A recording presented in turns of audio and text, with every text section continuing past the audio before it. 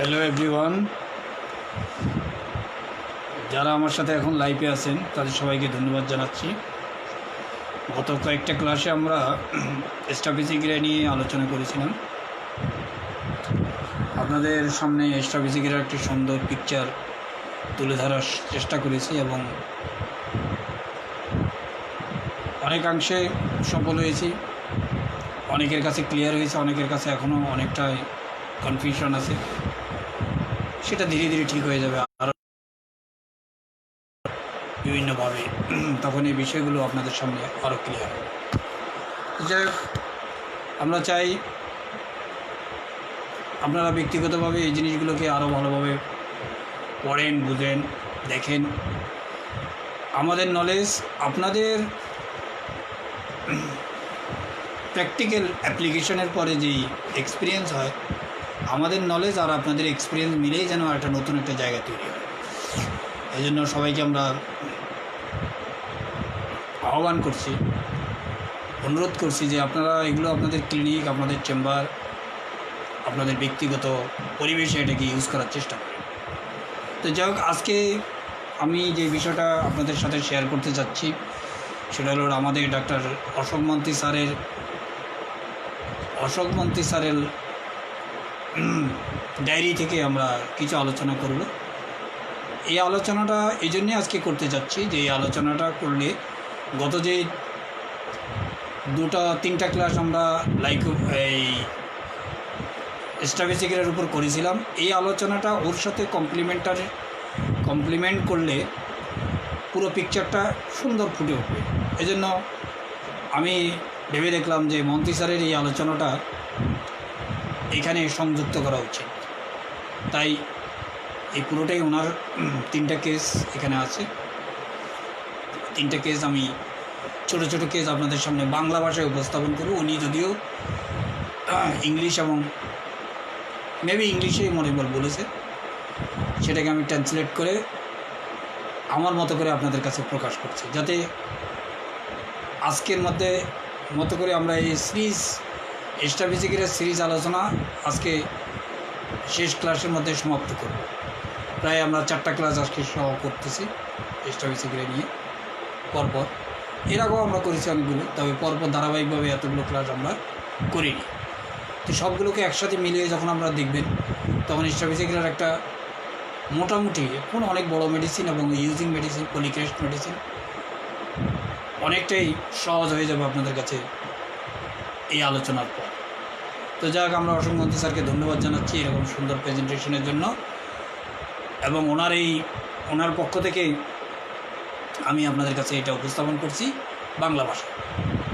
প্রথম কেসটা ছিল আপনার একজিমার কেস। স্যারের 3টা একজিমার কেস আছে, তার মধ্যে অনেকে হয়তো শুনেছেন স্যারের এই কেসগুলো, জানেন।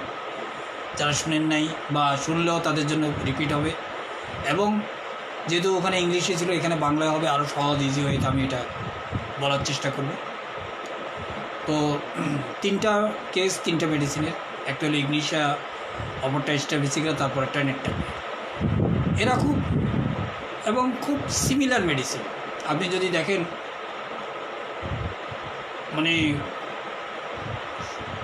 আপনি যদি ইমোশনালি এই 3টা মেডিসিনকে ডিডি করতে চান তাহলে খুব কঠিন হবে। সাধারণ একজন ফিজিশিয়ানের পক্ষে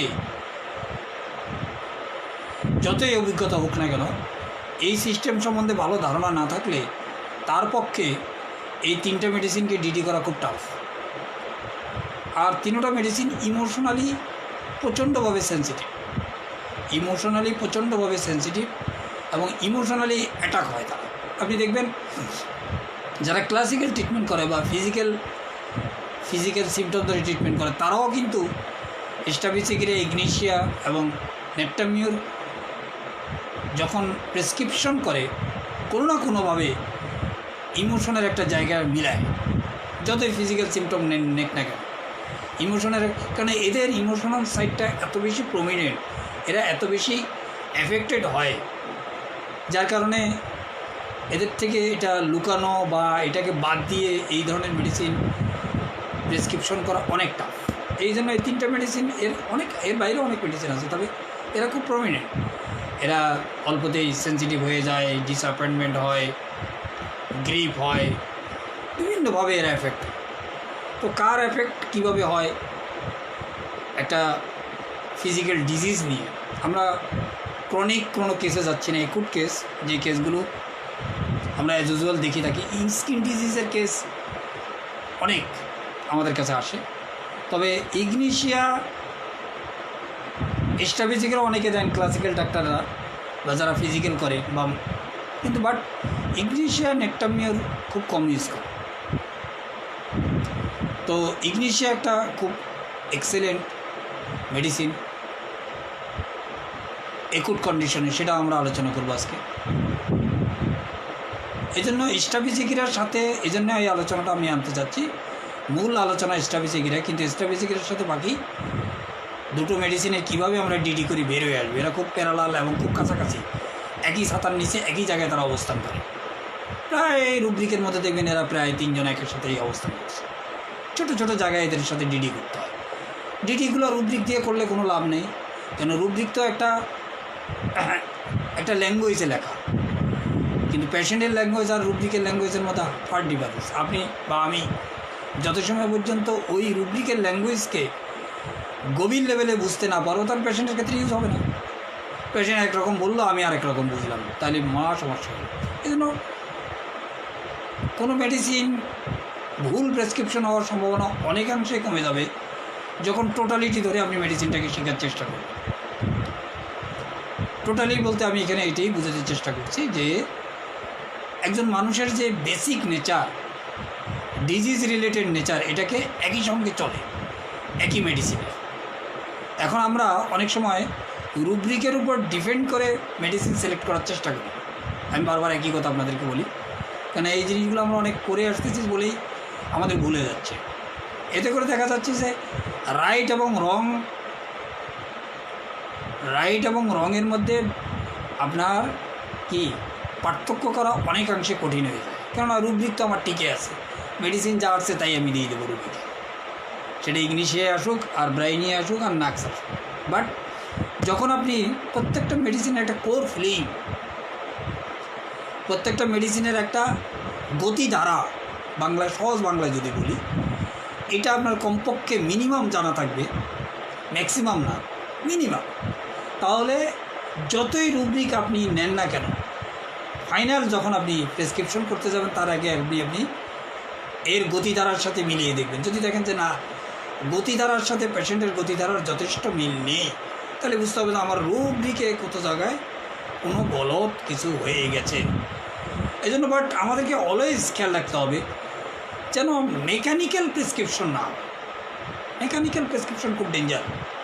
আমার কাছে অনেক, আমি ইগোস্টিক বা প্রাউডলি বলতেছি না, অনেক নাম করা লোক, নাম করা ডাক্তার যাদের কাছে আমি কিছুই না, তাদের অনেক প্রেসক্রিপশন আমি বাই ফোন বা যে কোনোভাবে আমি করেই দেখি যে অনেক সময় তারা যে ভুল প্রেসক্রিপশন করছে তা না, কোনো একটা জায়গায় তারা যেন একটা গ্যাপ রয়ে গেছে, একটা শূন্যস্থান রয়ে গেছে। কথা মনে করেন আপনি একটা লাইন পড়তে গেলেন, কোনো জায়গায় যদি দুই একটা শব্দ গ্যাপ থাকে, ওটা বুঝতে না পান, তাহলে মিনিংসটা পুরো চেঞ্জ হয়ে যায়। অনেক ক্ষেত্রে লেখক একরকম লিখেছে, আমি বা আপনি একরকম বুঝতেছি ওই একটা ওয়ার্ডের কারণে।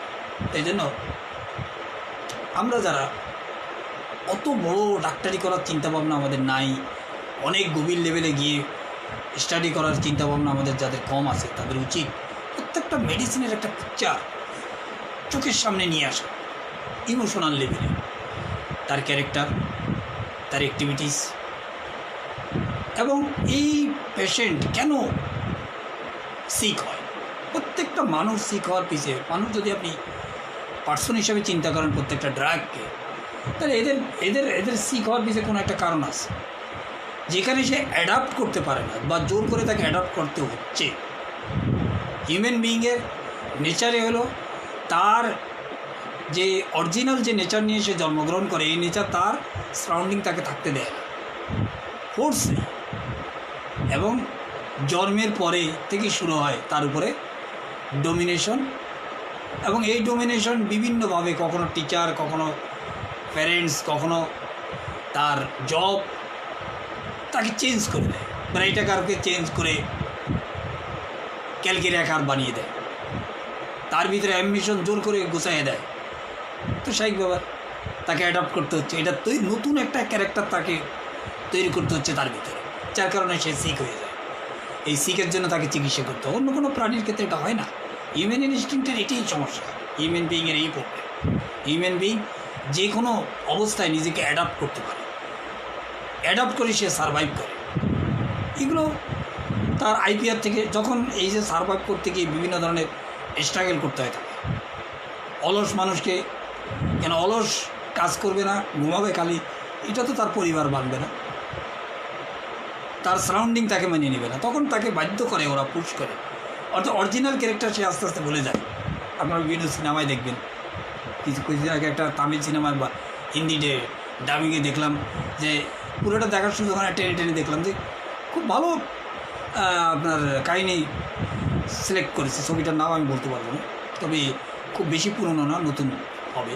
তো সেখানে যে হিরো, তার অরিজিনাল ক্যারেক্টার তাকে চেঞ্জ করার জন্য আর্মি থেকে তাকে সাইকিয়াট্রিস্টের কাছে পাঠিয়েছে। সেও তার father, but say original character change করার জন্য চেষ্টা করছে এবং একটা সময় সে পারঙ্গম হয়ে গেছে। কিন্তু একটা সময় গিয়ে সে দেখলো যে আরে এই যে আমি যে মানুষ, আমার যে অরিজিনাল ক্যারেক্টার, এটা আমি যখন চেঞ্জ করে দিচ্ছি আমার অস্তিত্ব বিলীন হয়ে যাচ্ছে, আমি আমার নিজেকে আর ব্যালেন্স রাখতে পারতেছি না। তখন সে আবার আগের অরিজিনাল ক্যারেক্টারে চলে যাচ্ছে। জাস্ট একটা সিনেমা তো আর বাস্তব হয় না। হ্যাঁ, তো আমি শুরু করে দিচ্ছি। ধন্যবাদ দিচ্ছি আমি প্রথমে আমাদের মন্ত্রী স্যারকে তার সুন্দর এই প্রেজেন্টেশনের জন্য। আমি পূর্বের আলোচনার সাথে সংযুক্ত করে এই আলোচনাটাকে, ওনার আলোচনাটাকে সংযুক্ত করলে আপনাদের জন্য আরও সহজ। একটা মহিলা পেশেন্ট এসেছে, এই কেসটা অনেকবার অনেক জায়গায় উনি বলেছে, অনেক সেমিনারে উনি বলেছে। আমার মনে হয় আমি অনেকবার শুনেছি এই কেস ওনার কাছ থেকে। মানে খুব এক্সেলেন্ট কেস, তো উনি অনেকবার, যে কেসগুলো খুবই শিক্ষণীয় এবং খুব ভালো কেস, এগুলো দেখা যায় অনেক জায়গায় অনেক স্থানে অনেকবার রিপিট করে। যারা পুরনো লোক তারা যখন 2-3 জায়গায় চলে যায়, তারা দেখা যায় একই জিনিস রিপিট হয়ে যাচ্ছে। তো একজন ফিমেল মেরিড পারসন, তার আঙ্গুলে তার একজিমা। তো তাকে জিজ্ঞেস করা হলো এটা নিয়ে, একটা স্কিন ডিজিজ, আঙ্গুলের মধ্যে একজিমা, এটা নিয়ে কী সমস্যা হচ্ছে, দৈনন্দিন জীবনযাপনে কী কী সমস্যা হচ্ছে। বলছে যে কাজে কর্মে অসুবিধা হয়, পানি লাগলে প্রবলেম হয়। স্বাভাবিকভাবে আপনিও জানেন যে এটা পানি লাগলে, কিন্তু তারপরে রুগীর মুখ থেকে আপনি শুনতে চান রুগীকে এটা কীভাবে, হয়তো এমনও বলতে পারছে না কোনো সমস্যা নেই, আরে একজিমা হচ্ছে আঙ্গুলের মধ্যে, সে নিশ্চয়ই খেতে গেলে প্রবলেম হয়, নিশ্চয়ই মহিলা মানুষ তাকে রান্না করতে গেলে সমস্যা হয়। কিন্তু এই পেশেন্ট সেটা বলেন, সে বলতেছে হ্যাঁ এগুলো কিছু টেকনিক্যাল প্রবলেম হয়। তাকে জিজ্ঞেস করা হলো যে এই একজিমা নিয়ে কোনো চিন্তা হয় কি না। 2 ধরনের টেনশন আমরা কেসটাকে দেখি। একটা হলো ডিজিজ রিলেটেড, হয়তো একটা ডিজিজ নিয়ে আপনার কাছে আসলো, যে কোনো প্যাথোলজি, ছোটো প্যাথোলজি, বড়ো প্যাথোলজি, একুট ক্রনিক যাই বলে, তো সেটা নিয়ে এক ধরনের চিন্তা তৈরি করে পেশেন্ট, ওরিডনেস তৈরি করে। আরেকটা বিষয় হলো তার স্ট্রেস, যে কোনো একটা স্ট্রেস সে একটা যে কোনো একটা স্ট্রেসকে পারসিস্ট করতেছে। সেটা পারিবারিক স্ট্রেস হতে পারে, তার জব রিলেটেড স্ট্রেস হতে পারে। ঠিক আছে, আমাদেরকে জানতে হবে। আমরা তাহলে প্রথম তাকে জিজ্ঞেস করা হলো যে ডিজিজ নিয়ে কোনো টেনশন আছে কিনা। বলে যে না, কোনো টেনশন নেই। তার আত্মীয় বললো যে তুমি এটা হোমিওতে দেখাও, এছাড়া এটা ভালো হবে না, তাই চলে আসলো। জীবনে কোনো টেনশন আছে কিনা, এতক্ষণ তো কোনো ডিজিজ টেনশন, এখন জীবনের টেনশন। রুগী বলে না, কোনো টেনশন নেই, সব ঠিকঠাক আছে। আসলে কি মানুষের সব ঠিকঠাক থাকলে কি অসুস্থ হয় না? যার সব ঠিকঠাক আছে তার কোনো রোগ নেই, যার ঠিকঠাক নাই বলেই কোনো না কোনো প্যাথোলজি তৈরি হচ্ছে। হয়তো পেশেন্ট বুঝেও না তার কোনটা ঠিক আছে, কোনটা ঠিক নেই। আরেকটা ব্যাপার হলো যে অনেক ক্ষেত্রে পেশেন্ট ইচ্ছাকৃতভাবে হাইড করতে চায়, সেক্রেটিভ লেভেলে যেতে চায় না, সে বলতে চায় না। কেন বলতে চায় না, এর কিছু কারণ আছে। এক মেডিসিন এক কারণ হাইড করে। তাহলে যে রুগীকে জিজ্ঞেস করা হলো, দেখেন একটা কোশ্চেনের কাউন্টার আর একটা কোশ্চেন কীভাবে করা হচ্ছে এখানে, এটা খুব ইন্টারেস্টিং ব্যাপার। তাহলে বলা হচ্ছে যখন আপনার ডিজিজ নিয়েও টেনশন নাই, এটা আদার্স কোনো জীবন নিয়ে কোনো টেনশন নাই, লাইফ নিয়ে কোনো, তাহলে তো আপনি সবচেয়ে হ্যাপি ম্যান, আপনি সবচেয়ে সুখী মানুষ। তো পেশেন্ট স্যারকে যেভাবে উত্তর দিয়েছিল সেটা হলো অলমোস্ট, রুগী বলছে অলমোস্ট, যেটা আমরা হয়তো আমাদের দেশের লোকরা এভাবে বলবে না, মানে হ্যাঁ ঠিক আছে, আমাদের দেশে হয়তো মানুষ বলবে যে, তখন আপনি বলবেন যে আপনি তো সব দিকে তাহলে হ্যাপি, আপনার তো কোনো ঝামেলা নেই, আপনি তো সব দিক থেকে সুখী মানুষ। হয়তো পেশেন্ট বলবে যে হ্যাঁ মোটামুটি ঠিকঠাক চলছে আর কি। তার মানে কি অলমোস্ট মানে কিছুটা হলেও এখন কম আছে। দেখেন রুগীর মধ্যে কন্ট্রাডিক্টরি আপনার আনসার। এতক্ষণ বলছে তার কোনো সমস্যা নেই, আবার যখন বলছে যে তাকে বলা হলো যে আপনি তো অল সাইডে হ্যাপি, কোনো টেনশন নেই, বলছে হ্যাঁ আমি অলমোস্ট সুখী, মানে সব কিছু ঠিক আছে, 99% 1% কম আছে অলমোস্ট। মানে হাজব্যান্ড বাইরে থাকে, দেশের বাইরে থাকে, তো তার সাথে যে অ্যাটেন্ডেন্স এসেছে তার কি যাই বলে, মানে তার বড় ভাইয়ের, তার হাজব্যান্ডের বড় ভাইয়ের ওয়াইফ যার সাথে সে বললো যে father in law mother in law সাথে একসাথেই থাকে ফিমেল এই মহিলা রোগী, বাট হাজব্যান্ড বিদেশে থাকে। তার শ্বশুর শাশুড়ি খুবই conservative, father in law mother in law যেটাকে বলা হয়। তারা তার জীবনযাপন আছে না, যে একটা নিউ ম্যারিড পার্সন, অল্প দিন হয়েছে, বিয়ে হয়েছে, বাচ্চা, ছোটো বাচ্চা, সেই ব্যাপার তার একটা আনন্দ ফুটে। হাজব্যান্ড থাকলে বা নিউক্লিয়াস ফ্যামিলি থাকলে যেভাবে সে এনজয় করতে পারতো সেটা তো করতে পারে না। তার মনে করে একটু আসলো, একটা টেলিভিশনে একটা অনুষ্ঠান দেখলো, ফেসবুক চালালো, মোবাইল চালালো, মানে যেটা চান সব মানুষ এই ক্রিয়েশন চায়। কিন্তু এখানে যে ফাদার মাদার মানে শ্বশুর শাশুড়ি দুইজনেই কনজারভেটিভ, সে ইচ্ছা করলেও অনেক কিছু খুলে করতে পারে না, মানে খুলে করতে পারে না, মানে ওপেন আপ হতে পারে না। সব কিছু নর্মাল লাইফ চলছে, তার অভাব নাই, কোনো কিছুর ঘাটতি নেই, তারপরে একটা জায়গা এন্টারটেনমেন্টে ঘাটতি রয়ে যায়। এটা পেশেন্ট কখনোই বলতেছে না, পেশেন্টের সাথে যে অ্যাটেন্ডেন্স এসেছে তার ভাষ্য। তো সে কখনোই তার হাজব্যান্ডের কাছে কোনো কমপ্লেন কখনো করে না যে তোমার বাবা তোমার মা আমাকে এটা করতে দিচ্ছে না, ওইটা করতে দিচ্ছে না, একা হয়তো কোনো জায়গায় শপিং করতে যাবো সেটাও দিচ্ছে না, কোনো একটা বাইরে কোথাও যেতে হলে অনেক কৈফিয়ত দিয়ে যেতে হচ্ছে, দেরি হলে এসে অনেক কৈফিয়ত দিতে হচ্ছে। এই ব্যাপারে কোনো অভিযোগ নেই, অভিযোগবিহীন মানুষ। কেন হাজব্যান্ডকে অভিযোগ করবে? যে মনে করে হাজব্যান্ড বিদেশে থাকে, অনেক কষ্ট করতেছে, তাকে খামাখা টেনশন দিয়ে লাভ থাকে। এখানে অলমোস্ট শব্দের অর্থ হলো সামান্য খারাপ, সব ঠিক আছে সামান্য খারাপ। অর্থাৎ এটি কেসটা হলো ইগনিশিয়ার কেস।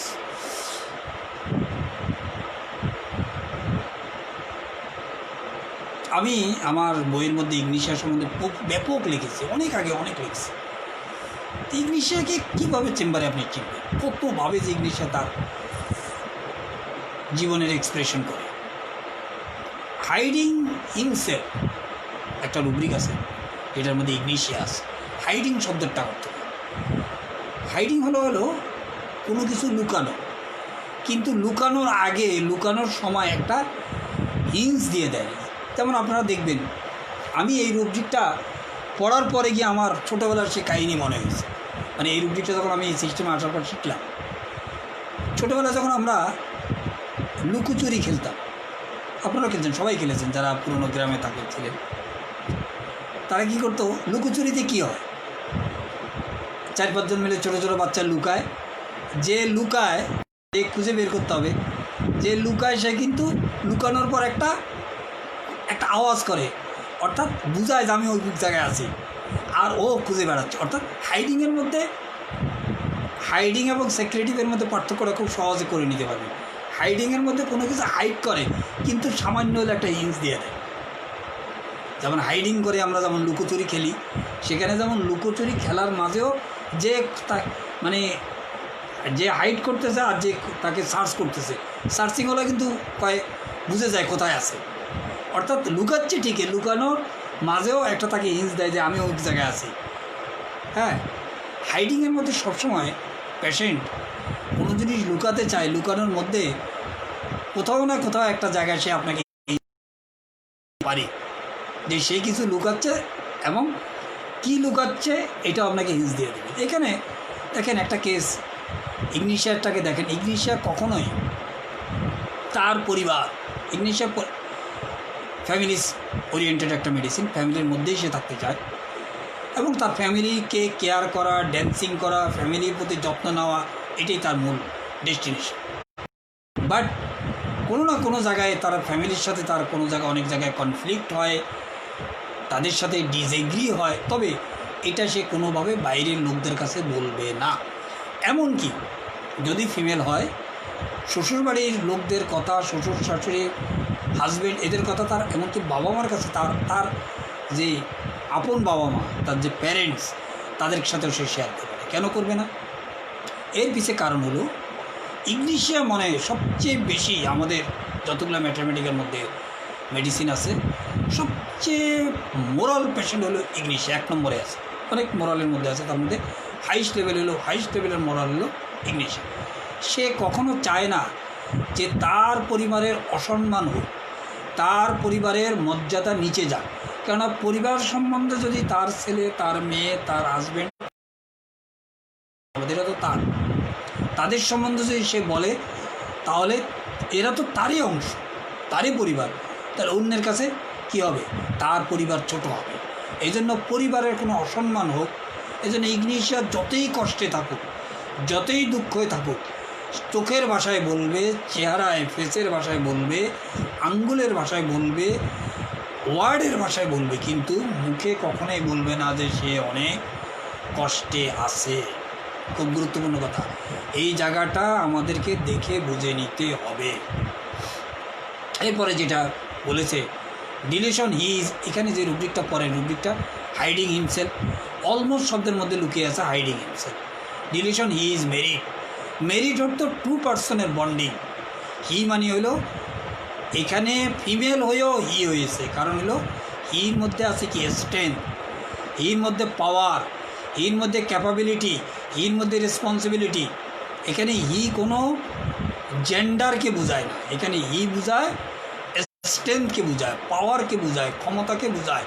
অর্থাৎ সে মেরিট হওয়া মানে হলো একটা দায়িত্ব, রেসপন্সিবিলিটি।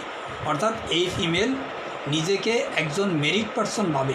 মেরিট পারসন তার মানে কি? নতুন একটা ফ্যামিলির সাথে দায়িত্বের বন্ধনে আবদ্ধ হওয়া। শুধু হাজব্যান্ড ওয়াইফ না, সেইখানে আরও কিছু নতুন মানুষের।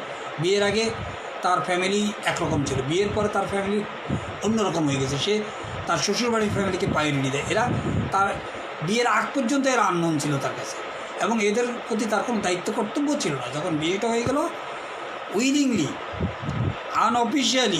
অফিসিয়ালি তার উপরে এই দায়িত্ব চলে আসছে, এবং এই দায়িত্ব পালনের ক্ষেত্রে এই বন্ডিংয়ের যে আপনার দাবি, এটা পূরণ করার ক্ষেত্রে সে 100% অভিজ্ঞ। এক্ষেত্রে এই জন্য আসছে ডিলিশন, হি ইজ মেরিড, মানে সে মনে করে যে আমার দায়িত্ব কর্তব্য হলো শ্বশুরবাড়ি, আমার যে এখন এখানে হাজব্যান্ডের সাথে তার বিয়ে হয়েছে এবং তার বাড়ির লোকদের মান সম্মান রক্ষা করার দায়িত্ব হলো আমার। এখানে কোনো সুযোগ নাই যে ওদের মাঝে থেকে ওদের ক্রিটিসিজম করা। এই জন্য ইংলিশের ক্ষেত্রে আমরা দেখি যে সে কখনোই তার কষ্টগুলো বিশেষ করে ডাক্তারের কাছে এবং অন্য লোকদের কাছে ছেড়েই দেন। ডাক্তার যখন তাকে জিজ্ঞেস করে যে পরিবারের সমস্যাগুলো জিজ্ঞেস করে, সে কখনোই বলে না, তবে সে প্রকাশ করে অন্যভাবে। এই জায়গাটা যদি আমরা বুঝতে পারি, অলওয়েজ ইংলিশকে আমরা প্রেসক্রিপশন করতে পারি, তাহলে হিটা এখানে কোনো জেন্ডার না, এখানে কোনো ফিমেল না। ফিমেলের ক্ষেত্রে হি ইউজ হচ্ছে কেন? হি শব্দের মধ্যে থাকে একটা পাওয়ার, একটা স্ট্রেংথ, একটা রেসপন্সিবিলিটি, এগুলো থাকে। তাহলে হি হয়ে যায় শ্বশুরবাড়িতে গিয়ে সে নিজের ঘর মনে করে, অর্থাৎ ইগনিশিয়া প্রায়োরিটি চেঞ্জ হয়ে যায়। এতদিন তার প্রায়োরিটি ছিল তার বাবার বাড়ি, এখন প্রায়োরিটি চেঞ্জ হয়ে তার শ্বশুরবাড়ি নিজের ঘর হয়ে গেছে। স্ট্রেংথের সাথে সামলায় এবং তাদের সাথে এক হয়ে যায়, দিস ইজ দ্য মেরিট। মা পুরা ঘরের দায়িত্ব নেয়, ইংলিশ যায়, এই যে মেরিট, এই যে মা, এটা হলো পুরোপুরি বন্ডিংয়ের মধ্যে চলে যাওয়া। এই জন্য ইগনিশিয়া যে কারোর সাথে, এখানে শুধু আপনার শ্বশুরবাড়ির লোক হবে এমনটা না, বন্ধুর ক্ষেত্রে হতে পারে, বয়ফ্রেন্ড গার্লফ্রেন্ডের ক্ষেত্রে হতে পারে, হাজব্যান্ড ওয়াইফের ক্ষেত্রে হতে পারে। এটা নির্ভর করবে সে কোন পরিবেশে আছে। ইগনিশিয়া ওই পরিবেশের পুরো রেসপন্সিবিলিটি ইমানদারির সাথে পালন করে। সেখানে হাজব্যান্ড ওয়াইফ হতে পারে, সিস্টার ব্রাদার হতে পারে, তবে সেটা ফ্যামিলির মধ্যে হতে হবে। ফ্যামিলির বাইরে ইগনিশিয়া খুব একটা ভাবে না, পুরো রেসপন্সিবিলিটি নেয়। এই ঘর, এই সম্পর্ক আমার ভুল করলে, অন্যরা ভুল করলে, মানে আমার না, অন্যরা যদি ভুল করে সে সেটাকে মেনে নেয় এবং সেটাকে টলার করার ক্ষমতা আছে। অনেক মেডিসিন আছে, অন্যদের সামান্য ভুল, শ্বশুরবাড়ির সামান্য ভুল সে টলার করতে পারে না এবং এটাকে সে লাউডলি অন্যের কাছে প্রকাশ করে, কিন্তু ইগনিশিয়া করে না। যতই, এই জন্য আমরা রুগী থেকে mildness, complaining, bear suffering, even outrage without একক মেডিসিন, এত পরিমাণে বেয়ার করতে পারে আউটরেজ, তার আউটরেজ নেই। বেয়ার করতে করতে করতে করতে একটা সময় গিয়ে একবারে মিশে যায়, তারপরে গিয়ে সে আউটবাস্ট হয়। সেটা একবারে 90% সহ্য করার পর সেটা আরেকটা লেগে থাকে, তার মধ্যে সামান্য রিয়াকশান থাকে না। 1% সমস্যা বোঝায়, 1%।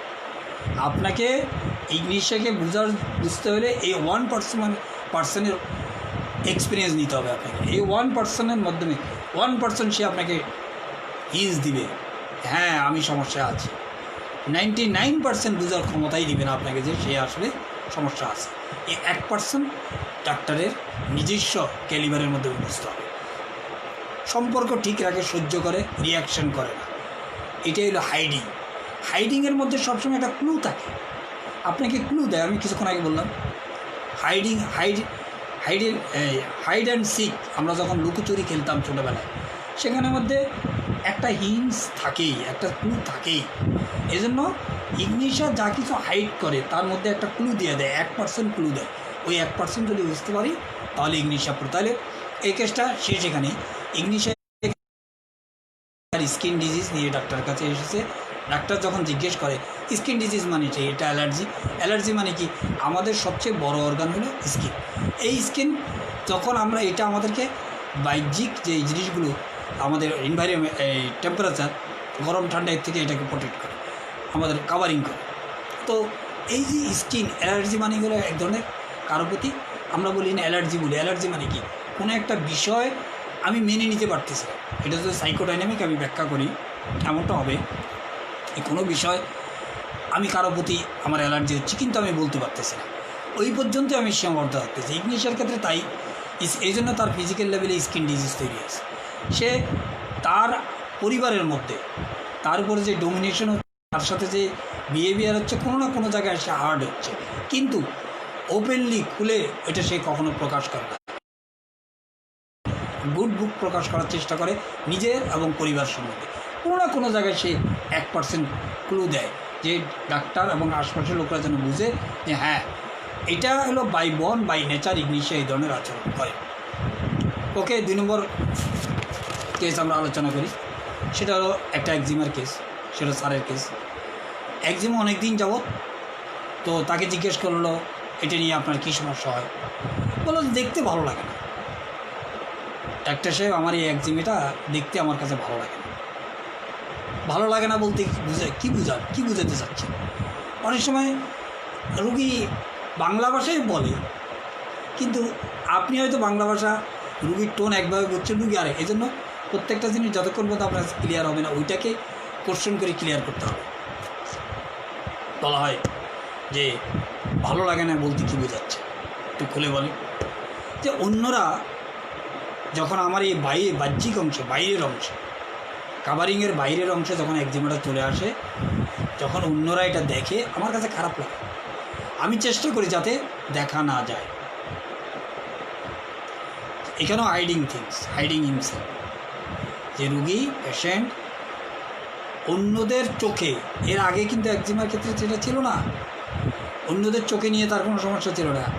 এইখানে এই কেসের ক্ষেত্রে অন্যদেরকে নিয়ে তার নিজের স্কিন ডিজিজ, এটা তার কোনো সমস্যা না, সমস্যাটা হলো অন্যদেরকে নিয়ে। মজার কথা, পেশেন্ট যতটুকু কষ্ট, কিন্তু অন্যরা যখন দেখে, হ্যাঁ, লুক ডাউন করে, তখনই তার খারাপ লাগে। যখন একজিমাটা তার কাভারিং অংশের বাইরে চলে আসে, এক্সপোজ এরিয়াতে আসে, তার খারাপ লাগে।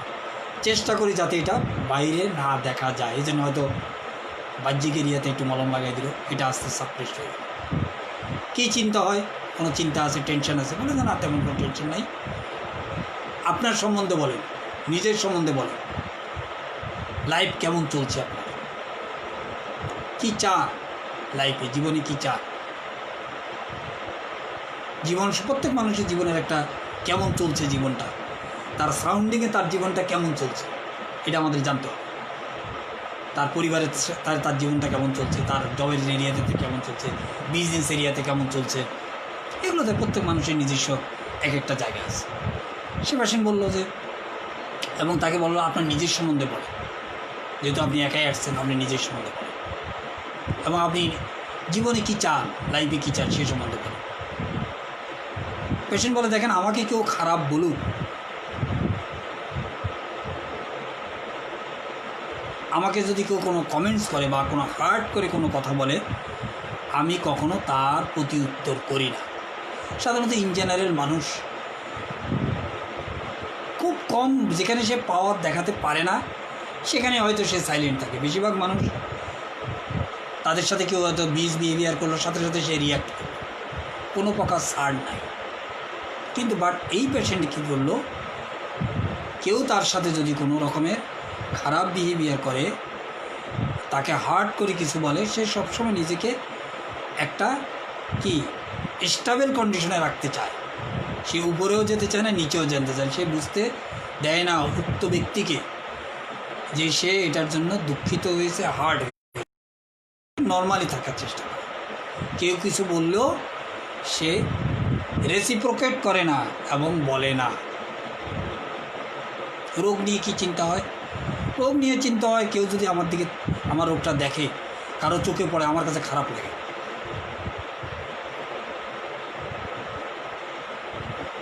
আর বলেন, কি বলে, দেখেন, আমি সবার কাছে, সবাই যেন আমার সম্বন্ধে ভালো কিছু মনে করে, এই জন্য আমি চেষ্টা করি। এই জন্য আমি কারোর সাথে তর্ক, হ্যাসেল, এগুলোতে লিপ্ত হই না। এবং অনেক সময় আমি দেখা যাবে যে প্রয়োজনের চেয়েও অনেক বেশি কাজ করে দিই, যাতে সবাই আমার সম্বন্ধে কোনো খারাপ ধারণা। অনেকে আছে না, অফিসে দেখা যাবে যে, বা পাশের টেবিলে হয়তো বললো যে, এই আমার একটু কাজটা করে দাও না, বা আমাকে একটু এই জিনিসটা এনে দাও না, পারবো না। এ কিন্তু তা করে না, এ সবসময় চেষ্টা করে। কেন, আপনি বা আমি যখন, এই ব্যক্তি যখন তার অন্যের প্রয়োজনের বাইরেও তার কাজটা করে দেয়, তাহলে তার সম্বন্ধে ভালো ধারণা নেবে। এটাই হলো স্ট্যাবিসিক্রিয়া। স্ট্যাবিসিক্রিয়া যখন তার কোনো ডিজিজ অন্যের চোখে পড়ে যায়, এটা তার কাছে খারাপ লাগে। অন্যরা কী দৃষ্টিতে দেখলো এটা কিন্তু তার খারাপ লাগে না, বা তার রাগও হয় না, তার কাছে খারাপ লাগে, লো ফিল হয়, তার কাছে ডাউন ফিল হয়, তার কাছে আনইজি লাগে যে লোকরা আমার এই সেতিটার দিকে তাকিয়ে আছে, আমার এই আঁচিলটার দিকে তাকিয়ে আছে, আমার এই স্কিন ডিজিজটার দিকে তাকিয়ে আছে, আমার কাছে ভালো লাগে না, মনটা আমার খারাপ হয়ে যায়, একটা দুঃখবোধ চলে আসে। This is the element from aggress. ঠিক আছে, এটা হলো। এবং নিজের, আমরা মানুষরা কি করি, সবাই স্বার্থবাদী মানুষ। আমি আমার জন্য শুধু সব কিছু করি, অন্যের জন্য আমরা কোনো কিছু করতে রাজি না। স্ট্যাবিসিকিরা নিজের সময় অন্যের জন্য ব্যয় করে, কেন, অন্যরা তাকে ভালো বলবে বলে। এটাই হলো সেলফ ডিনাইল। আমরা কালকে বলছিলাম সেন্সিটিভ ওপিনিয়ন অফ আদার। সে সবসময় অন্যের ওপিনিয়ন, অর্থাৎ স্ট্যাবিসিকিরা জিন্দা থাকে অন্যের ভালো মন্দ বলার উপরে। এই জন্য সবসময় আদার্স ওপিনিয়নের উপর তার ভালো লাগা মন্দ লাগা ডিপেন্ড করে। ওপিনিয়ন মানে হলো অন্যের কমেন্টস। যদি কেউ তার ব্যাড কমেন্টস করে তার গায়ে লাগে, তবে সে কোনো রিয়াকশন করে না, ভিতরে লাগে, ভিতরে থাকে। সেন্সিটিভিটির জন্য, সেন্সিটিভিটি মানে কি, ছোট ছোট বিষয় দ্বারা এফেক্ট হয় কিন্তু রাগ করে না। সেন্সিটিভের মধ্যে আবার বলছি, ছোট ছোট বিষয় দ্বারা এফেক্ট হয় কিন্তু রাগ করে না। এই সেন্সিটিভের জন্য সে এমব্রেস হয়। যখন কেউ তার দিকে তাকালো, তাকে একটা উল্টাপাল্টা কথা বলে ফেললো এস্টাবেসিকেরা কিন্তু মনে হার্ট হয়। সেন্সিটিভ পারসন খুব বেশি ইমোশনাল হয়, এই জন্য ওরা অল্পতে এফেক্ট হয়। কিন্তু এস্টাবেসিকেরা এফেক্ট হওয়ার কারণে পরেও সে সেটাকে পুট আপ করে না। এই জন্য এস্টাবেসিকেরা এমব্রেসমেন্ট নিজের মধ্যে রাখে, রাগ গোসা তার প্রকাশ থাকে না। ইগনিশিয়ার মধ্যে এত সেন্সিটিভিটি নাই, বাইরের বিষয় তার কিছু যায় আসে না। ইগনিশিয়া সবসময় কে কী বললো আর কে কী করলো আর আদার্স কী হলো এটা নিয়ে ইগনিশিয়ার কোনো মাথা ব্যথা নেই। সে সবসময় নিজেকে জাস্টিস হইতে পরিচালিত করতে যায়। এই জন্য সে মনে করে আনফেয়ার, আনজাস্ট কোনো কিছু আমি করব না, এবং আমার সাথেও যাতে আনজাস্ট না হয় এই জন্য সে সবসময় সতর্ক থাকে। এস্টাবেসিকেরা বাইরের বিষয় অন্যরা যাতে খারাপ না বলে, এক্সট্রা হয় ডাক্তারকে বলে আপনার মাথায়, এইটা পরের পাঠ আসতেছে। অর্থাৎ এস্টাবেসিকেরা সবসময় অন্যের উপরে তার ভালো মন্দ নির্ভর করে। ইগনিশিয়া নিজে যখন কোনো ভুল করে তখন সে মর্মাহত হয় যে আমাকে দিয়ে কাজটা, আমি তো ইগনিশিয়া বলে আমি কখনো অন্যায় করব না, আমাকে দিয়ে কোনো অন্যায় হবে না। যদি কোনো অন্যায় হয়ে যায় তাহলে সে মর্মাহত হয়। এস্টাবেসিকেরা বাইরের লোকরা কে কী বললো এটার উপর এস্টাবেসিকেরা চিন্তা থাকে। এই জন্য ডাক্তারের মাথায় যদি টাক হয়ে যায় আর রুগী এসে বলে ডাক্তার সাহেব আপনার মাথায় তো চুল নাই, তখন ডাক্তারের খারাপ লাগে, আরে এটা তো মেনে নিতে পারে না। ওই আমি কালকে বলছিলাম এরকম আর কি। এই জন্য অনেক ক্ষেত্রে এস্টাবেসিকেরা এক্সপোজ এরিয়াতে যদি কোনো সমস্যা হয়, এটা ডাক্তারে হোক আর রুগী হোক, দুজনে এফেক্ট হয়। যদি এস্টাবেসিকেরা হয় সবাই ভালো বলবে, এই জন্য অন্যের জন্য কাজ করে। এস্টাবেসিকেরা সবসময় সোশ্যাল পজিশনে একটা জায়গায় থাকতে চায়, কিন্তু কিছু তো কাজ করতে হবে সোশ্যাল পজিশনের জন্য। এই জন্য নিজের সময় ব্যয় করে অন্যের জন্য কিছু করতে চায়, এটাকে বলে সেলফ ডিনাই। তার ভিতরে একটা অ্যাম্বিশন থাকে। কিসের অ্যাম্বিশন থাকে? নেম এবং ফ্রেমের।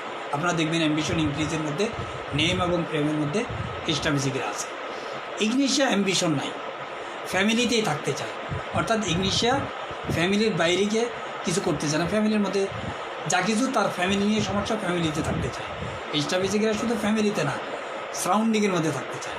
এস্টাবেসিকেরা আগে যেতে চায়, উপরে উঠতে চায়, আমার ব্যাপারে অন্যরা যাতে ভালো বলে।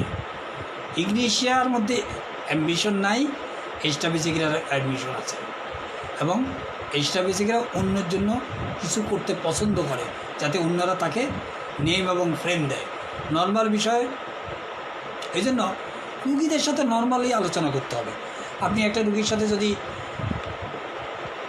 নর্মাল কনভারসেশন করেন তাহলে কিন্তু আপনি সহজে বুঝে যাবেন লোকটা কী পক্ষে, ঠিক আছে। এস্টাবেসিকেরা বাইরের লোক কি বলবে এটার উপর এস্টাবেসিকেরা ভালো মন্দ নির্ভর করে। ইগনিশিয়া ভিতরের বিষয় নিয়ে ভাবে, আমি খারাপ কিছু বলবো না। এস্টাবেসিকেরা চায় সবাই তাকে ভালো বলে, এই জন্য নিজের কাজ বাদ দিয়ে অন্যের কাজ করে।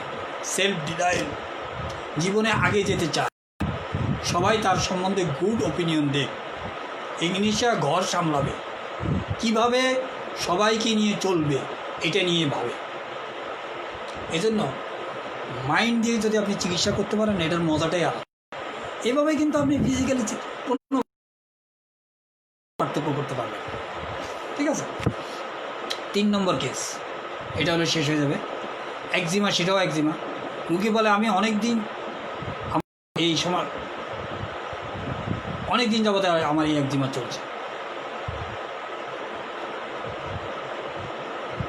তো রুগীকে জিজ্ঞেস করে কীভাবে এটা আপনি ম্যানেজ করেন এই একজিমা। কাউকে জানতে দিই না, যদি কেউ দেখে ফেলে তবে বহুত খারাপ লাগে। একই সমস্যা এই পেশেন্টেরও, যদি কেউ দেখে ফেলে তাহলে বহুত খারাপ লাগে। কেউ কিছু বললে অনেক রাগ হয়। এস্টাবেসিকেরা দেখলেন রাগ করে না কেউ কিছু বললে, আর ইগনিশিয়া বাইরের লোকদের নিয়ে তার কোনো মাথা ব্যথা নেই। আর এই রুগী কেউ কিছু বললে স্টাবিজাকের কাছে আনইজি লাগে, আর এর ক্ষেত্রে রাগ হয়, গোসা আসে। আমাকে এটা তুমি জিজ্ঞেস করলে কেন? আমার শরীরে একজিমা, আমার শরীরে আচিল, আমার শরীরে সেতি, তোমার এটা নিয়ে মাথা ব্যথা মনে মনে করে বলে আর কি। চেহারার মধ্যে রাগ গোসা প্রকাশ হয়ে যায়। যদি কেউ দেখে ফেলে তবে বহুত খারাপ লাগে। কেউ কিছু বললে অনেক রাগ হয়, কিন্তু বলি না, এও তাই। পার্থক্য হলো এর রাগ হয়, বলে না, ভিতরে মনে হয় তুমি আমাকে নিয়ে এত ভাবো কেন? তোমার কি আর কোনো কাজকর্ম নাই? আমাকে নিয়ে তোমার এত চিন্তা কেন? তার সম্বন্ধে জিজ্ঞেস করা হয় যে আপনার নিজের সম্বন্ধে বলে। রুগী বলে ডাক্তার সাহেব, এবং এই রুগী তার মোবাইল খুলে ডাক্তারকে দেখাচ্ছে, দেখেন ডাক্তার সাহেব আমি কি মানুষ, অমুক নেতার সাথে তার ছবি, অমুক মন্ত্রীর সাথে তার ছবি, অমুক ভিআইপির সাথে তার ছবি, এগুলো একটা একটা করে বিভিন্ন অনুষ্ঠানে গেছে, মন্ত্রীদের সাথে ছবি তুলছে, এগুলো তো মোবাইলে রাখে, মোবাইলে ডাক্তারকে দেখাচ্ছে। অর্থাৎ সে কি ক্যাটাগরির মানুষ এটা দেখানো সে চেষ্টা করছে।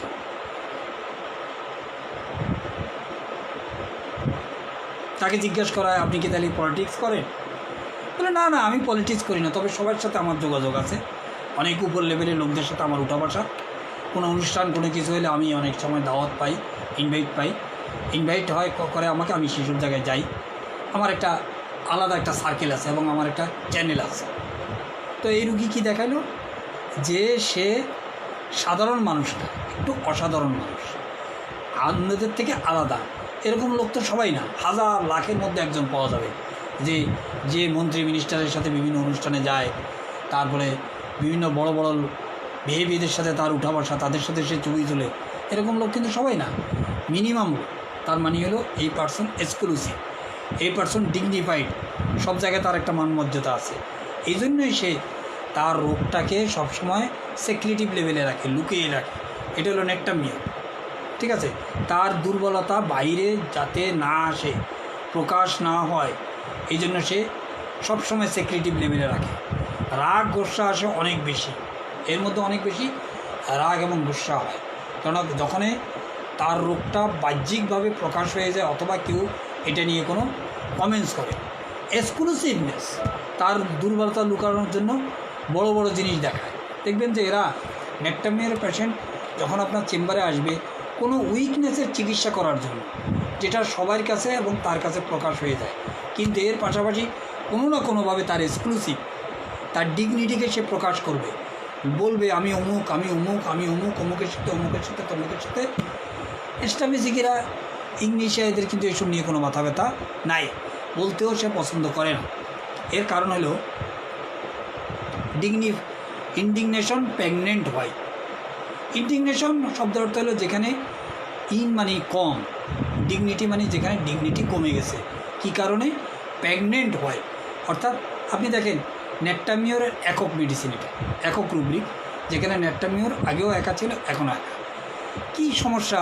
একজন প্রেগনেন্ট হওয়ার পর তার মধ্যে মর্যাদা কমে যায় বা তার মনের ভিতরে একটা রাগ গোসা আসে। ইন্ডিগনেশন শব্দের আরেক অর্থ হলো রাইটাস অ্যাঙ্গার। এর কারণটা কি? নেকটামিওর সবসময় তার প্রেগনেন্ট লেভেলটাকে, প্রেগনেন্ট মানে কি নর্মাল শেপ নষ্ট হয়ে যাওয়া, একজন মানুষের নর্মাল শেপ নষ্ট হয়ে যাওয়া। অনেক মেডিসিন আছে প্রেগনেন্ট হলে আনন্দিত হয়, আর নেকটামিওর প্রেগনেন্ট হলে দুঃখিত হয়। প্রেগনেন্ট মানে ফিজিক্যাল লেভেলের কনসেপ্ট না, প্রেগনেন্ট শব্দের আরও গভীরে গিয়ে চিন্তা। নেকটামিওর প্রেগনেন্ট লেভেলটাকে একটা উইকনেস ফিল করে, একটা দুর্বলতা ফিল করে, একটা আনওয়ান্টেড জিনিস মনে করে। যখন সে এটা অন্যের কাছে প্রকাশ হয়ে যায়, সে নিজেকে লো ফিল করে, সে মনে করে আমি একটা মর্যাদাবান, আমি একটা ভিআইপি পার্সন, আমি একটা উচ্চ শ্রেণীর লোক এবং উচ্চ শ্রেণীর লোকদের সাথে আমার উঠা বসা। বাট আজকে প্রেগনেন্ট হওয়ার কারণে আমার ডিগনিটি লো হয়ে গেছে, ইন্ডিগনেশন হয়ে গেছে, আনওয়ান্টেড। এই জন্য এই প্রেগনেন্টটা ফিজিক্যাল লেভেলের প্রেগনেন্ট, এটা যে কোনো ডিজিজ, অর্থাৎ তার শরীরে একটা আচিল, তার শরীরে একটা টিউমার, তার শরীরে একটা সেতি, একজিমা, যে কোনো জিনিস যেটার কারণে সে নিজেকে লো ফিল করে, তার মর্যাদা হানিও ঘটেছে অন্যদের কাছে। এটা একটা তার দৃষ্টিকোণ থেকে একটা ছোটো জিনিস, এই জন্য তার ভিতরে রাগ হয়, যে কেন এই রোগটা আমার হলো, আর অন্যরা কেন আমার দিকে এই বিষয়ে তাকালো এবং মন্তব্য করলো, তখন তার রাগ করে, কিন্তু সে রাগ প্রকাশ করে না। একটা মেয়ের দুর্বলতা বড় বড়, যাদের দুর্বলতাটা যাতে কোনোভাবেই প্রকাশ না হয়, এজন্য বড় বড় কথা বলে, বড় বড় কাজ করে এবং ডিগনিটি দেখায়। আমি চেয়ারম্যান, 30 বছর চেয়ারম্যানই করেছি, আমার হাতে এতটা স্কুল হয়েছে, কিন্তু পেশেন্ট চিকিৎসা করতে আসছে আপনার কাছে সেটি প্রসঙ্গ বাদ দিয়ে আপনাকে অন্যদিকে নেই। সেটির মধ্যে অল্প একটু থেকে তার যে মর্যাদাপূর্ণ মানুষ, এগুলো সে রিসাইড করা শুরু করে দেয়, তার সাথে তার ডিগনিটিটা বেড়ে যায়। ডাক্তারের কাছে ডিগনিটি বাড়ে, আশপাশের লোক